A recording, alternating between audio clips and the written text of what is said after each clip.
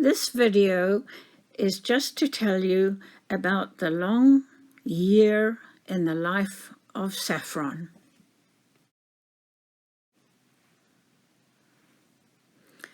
Empty pots filled with soil? No, they're full of saffron corms. They were planted in August and now they're waiting to produce the most expensive spice in the world.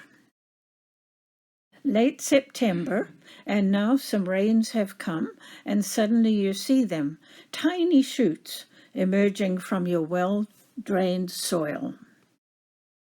First a couple of green shoots, then more and more.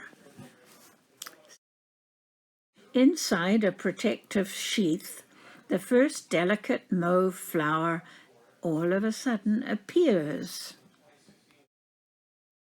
Then rapidly a carpet of beautiful fragrant flowers and sturdy green grass-like leaves. The flowers must be collected and processed each day for about a month. Those bright red stigmas are the saffron, and they are the part of the flower that is used. Then, gradually, the overwhelming number drops off, and you can resume your life again.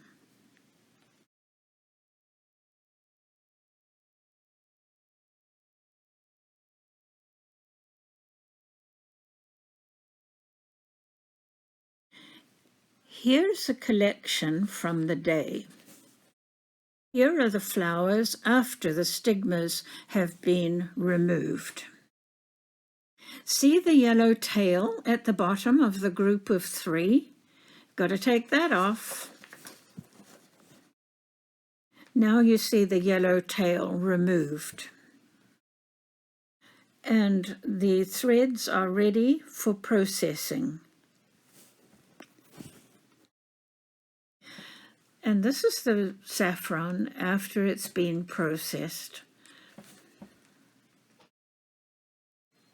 Now the saffron is processed and packaged. Saffron Girl.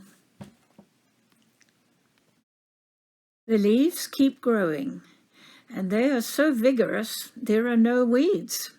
At this time, they're busy feeding those precious corms so that they will be healthy and happy for division and for growth the following year. Then you notice those leaves have done their job, and now they're starting to die off. Soon they are completely dry.